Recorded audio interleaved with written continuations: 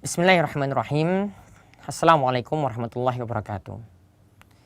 Para pemirsa yang semoga selalu dirahmati dan diberkahi oleh Allah Subhanahu wa taala, dan mudah-mudahan Allah Subhanahu wa taala senantiasa memberi kita taufik untuk mendapatkan ilmu yang bermanfaat. Kali ini kita akan melihat satu pembahasan lagi setelah kita melihat bagaimanakah memandikan si mayit, bagaimanakah mengafani si mayit dan juga sampai menyolatkannya, juga hingga dikuburkan. Itu adalah 4 kewajiban yang telah kita jelaskan. Nah, saat ini kita akan melihat ya bagaimanakah ketika kita menyikapi si mayit setelah dia itu dikuburkan. Ya, setelah dia itu dikuburkan. Nah, di sini dijelaskan dalam beberapa poin oleh Al-Qadi Abu Syuja. Beliau katakan bahwasanya wala ba'sa bil buka 'alal mayyit. Tidak apa-apa kalau kita itu menangisi si mayit, ya, apalagi itu adalah keluarga dekat kita yang meninggal dunia, apalagi itu adalah anak kita, apalagi itu adalah orang tua kita. Tidak ada masalah untuk menangisi mereka, ya, asalkan nanti akan dijelaskan oleh Abu Syuja tidak berlebih-lebihan isak tangis tersebut. Nabi Muhammad SAW pernah ditinggal mati oleh anaknya Ibrahim, dan ketika itu terjadi gerhana. Tatkala beliau meninggal dunia, ya, si Ibrahim itu meninggal dunia, maka Nabi SAW itu begitu sedih dan beliau meneteskan air mata ketika itu. Maka ini menunjukkan salah satu dalil yang menunjukkan bahwasanya menangisi si mayit itu masih dibolehkan. Kita mengeluarkan air mata ketika ada di antara kerabat dekat kita itu meninggal dunia, itu dibolehkan. Namun beliau katakan min ghairi nauhin, tanpa teriak-teriak, wala syakki jaybin, dan juga tanpa memukul-mukul pipi. Maksudnya di sini adalah menangisi tidak apa-apa tadi seperti itu, kita menangis juga tidak apa-apa, namun tidak boleh sampai meraung-raung tangisannya. Tidak boleh sampai teriak-teriak, wah ini sudah pergi keluargaku, ini anakku sudah pergi, tidak boleh dengan teriak-teriak seperti itu.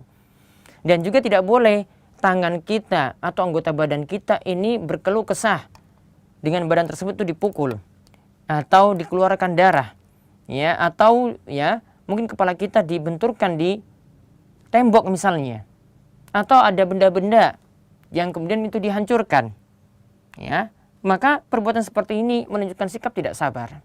Padahal ketika kita menghadapi musibah seperti ini adalah kita punya kewajiban adalah untuk bersabar pertama kali. Ya, perbuatan tadi itu adalah tidak sabar, karena Nabi SAW juga katakan bahwasanya kesabaran itu kita lakukan ketika pertama kali mendapatkan musibah. Sebagaimana kata Nabi SAW, as-sabru inda sodamatil ula. Yaitu kesabaran itu ketika kita mendapatkan musibah pertama kali, bukan setelah kita itu bersedih, setelah kita itu ya menghancurkan segala sesuatu, ya baru kita menyesal dan mengatakan kita itu bersabar saat ini. Tidak.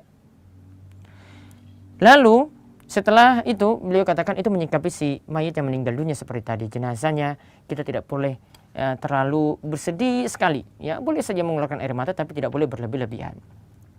Kemudian tentang takziah setelah itu beliau jelaskan. Beliau katakan wa yu'azza ahluhu ila salasati ayyamin min dafnihi. Mayat tersebut nanti ya keluarganya itu boleh ditakziahi, kita boleh melakukan takziah terhadap keluarganya cuma selama 3 hari setelah pemakaman. Tidak boleh lebih daripada itu. Ini yang diyakini dalam mazhab Syafi'i. Jadi hari pertama, hari kedua, hari ketiga kita boleh menghibur mereka, ya. Sedangkan hari-hari berikutnya, hari ke-4 sampai hari ke-7 sampai hari ke-40 sampai hari ke-100 atau sampai hari ke-1000 tidak perlu melakukan takziah lagi. Karena apa? Kalau 3 hari itu sudah dikatakan maksimal. Setelah 3 hari biasanya kesedihannya itu sudah usai. Bahkan mungkin dia sudah melupakan si mayit tadi, sudah ridho dengan keputusan Allah Subhanahu wa taala. Ya, namun kalau diungkit lagi, pas 1 minggu diungkit lagi, ingat lagi. Setelah 40 hari ya, kemudian melakukan takziah lagi, maka ingat lagi keluarga tersebut. Maka ulama Syafi'iyah itu katakan seperti itu, kecuali jika mungkin matinya itu tragis, ya tidak wajar dan keluarga itu begitu sedih, maka kita boleh melakukan takziah lebih daripada 3 hari untuk ya menghibur mereka lebih banyak, ya memotivasi mereka supaya bersabar. Dan namanya takziah seperti itu, takziah itu maksudnya adalah menghibur keluarga si mayit untuk bersabar terhadap takdir Allah Subhanahu wa taala. Motivasi mereka akan pahala yang besar di balik itu, ya, tanpa ada ritual-ritual tertentu, tanpa ada membaca ayat-ayat atau Al-Qur'an tertentu di acara takziah tersebut, cukup menghibur saja mereka, itu sudah termasuk ya di dalam ya melakukan takziah.